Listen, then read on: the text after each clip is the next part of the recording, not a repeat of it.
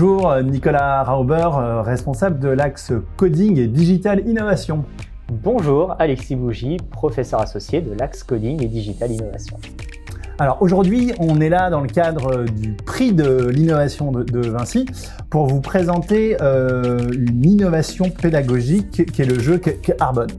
En fait, on est parti du constat qu'il était très compliqué d'avoir des données sur l'empreinte carbone qu'on produisait tous et qu'il est encore plus difficile de retenir ces informations-là. Donc combien coûte en carbone le fait de regarder un épisode sur Netflix, combien coûte en carbone le fait d'envoyer un mail ou de faire une transaction sur d'NFT ou manger un kilo de viande. Donc on s'est dit que la meilleure solution pour ça, c'était de faire un apprentissage par le jeu. Donc on a commencé à réfléchir avec Alexis, mais aussi avec des étudiants, à un système de jeu. Alexis, tu peux nous en dire un petit peu plus? Oui, bien sûr. Alors le principe du jeu est assez simple. En fait, chaque joueur va avoir au début de la partie 4 cartes en main.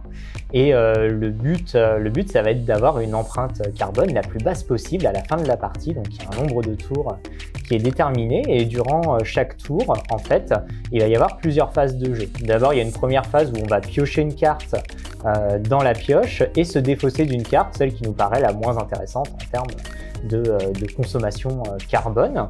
Ensuite, nous allons avoir une phase de jeu qui s'appelle l'événement. Donc en fait, un événement naturel va arriver dans le jeu et va venir perturber le groupe de cartes que chaque joueur a en main et va le forcer du coup à répartir ses cartes autrement. Donc il y a plusieurs événements qui existent dans la partie, une vingtaine d'événements différents qui vont être tirés au sort.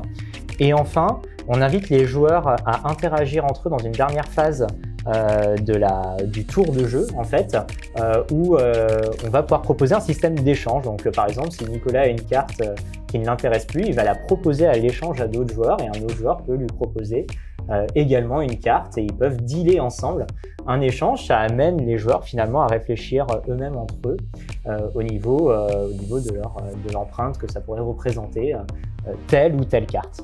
Et donc voilà, il y a plusieurs tours qui se passent et donc quand la fin de la partie arrive, on a un certain nombre de cartes qui nous restent en main. Des fois ça va être le même nombre de cartes qu'au début de la partie, moins ou plus, selon les événements du déroulement de la partie. Et donc avec un petit système de QR code, donc sur chaque carte en fait il y a un petit QR code, on va pouvoir venir scanner avec son téléphone ce QR code et en fait pouvoir découvrir l'empreinte carbone qui nous reste au final dans la main. Voilà, le principe du jeu, voilà, le déroulement d'une partie de jeu se fait ainsi.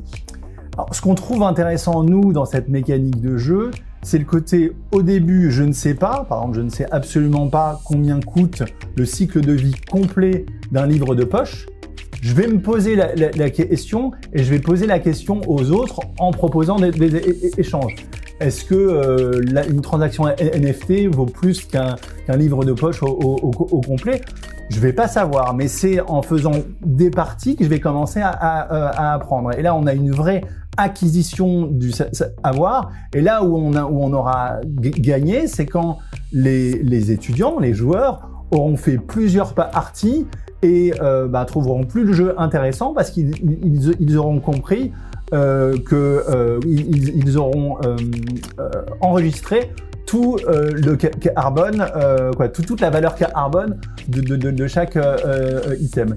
Et parce que on pense que c'est en connaissant en fait l'impact qu'on a vraiment en carbone qu'on va pouvoir ensuite initier les changements. Et de parler de changements globaux, c'est assez difficile tant qu'on n'a pas tous compris la différence entre manger de la viande ou pas en manger, comment changer nos habitudes au global.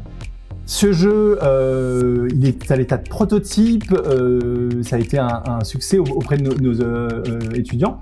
On aimerait beaucoup le développer au sein du pôle, dans le groupe, pourquoi pas même le brander de Vinci, l'utiliser évidemment à l'IIM, mais aussi à l'ESIL et à le MLV voilà, pour en faire quelque chose que porte le groupe. Merci de votre écoute. Merci beaucoup.